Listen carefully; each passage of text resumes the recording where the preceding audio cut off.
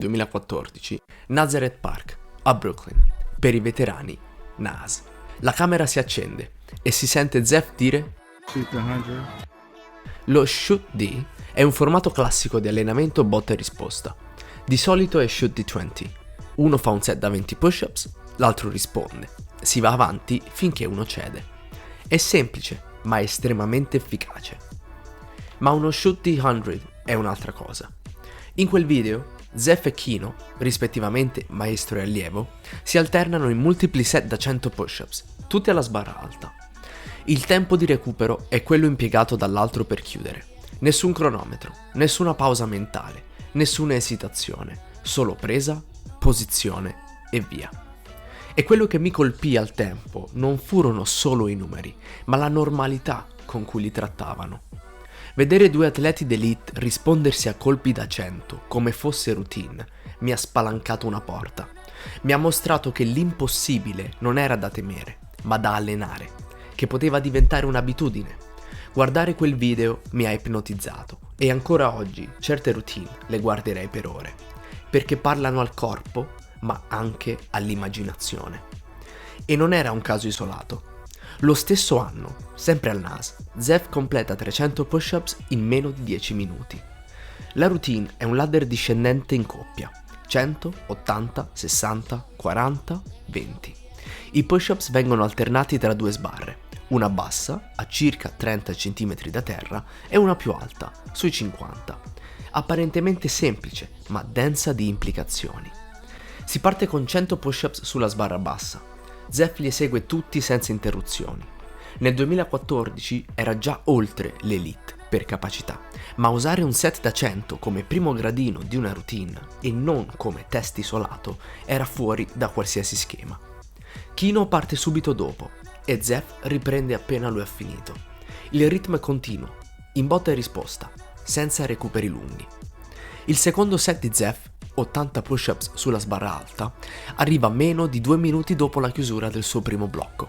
La routine non concede tregua. Per la terza serie, 60 push-ups, torna sulla sbarra bassa.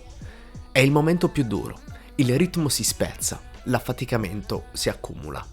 Qui Zeph mostra adattamento puro, pause brevi, respiri controllati, ripartenze sicure, nessuna frenesia, solo gestione.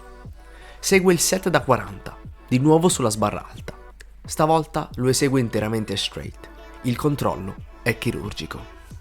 Infine, 20 push-ups sulla sbarra bassa. Il ROM è totale. La respirazione sincronizzata. Ogni ripetizione è calibrata. La chiusura di questo set è un'esecuzione didattica.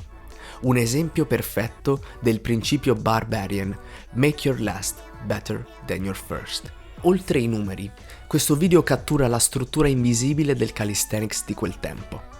Non c'è letteratura ufficiale dietro la scelta di alternare sbarre di altezze diverse, ma chi si allena nei parchi sviluppa istintivamente strategie per estendere il volume e gestire la fatica. La sbarra alta funge da pseudo drop set naturale. La sbarra bassa forza il ritorno al lavoro più duro. È una forma di programmazione empirica nata dal contesto, anche per rendere divertente l'allenamento di gesti così ripetitivi, ma fondamentali. Le routine in coppia creano una dinamica asimmetrica. Chi è più esperto gestisce meglio lo sforzo, ma chi è meno avanzato, costretto a rispettare lo stesso ritmo, recupera meno e riceve un maggiore stimolo allenante. È un meccanismo ricorrente, visibile anche nella full belt routine. Kino è un esempio perfetto di questo processo. Più grezzo, ma sempre presente. Accetta il confronto, impara, non si ritira, non si lamenta. È lì ogni giorno. In un ambiente dove le routine ti mettono davanti al tuo livello reale, ma allo stesso tempo ti mostrano la strada per elevarlo. Questo è lo spirito Barbarian. Oggi il NAS non è più lo stesso. Le sbarre arancioni originali, leggendarie, sono state rimosse o sostituite.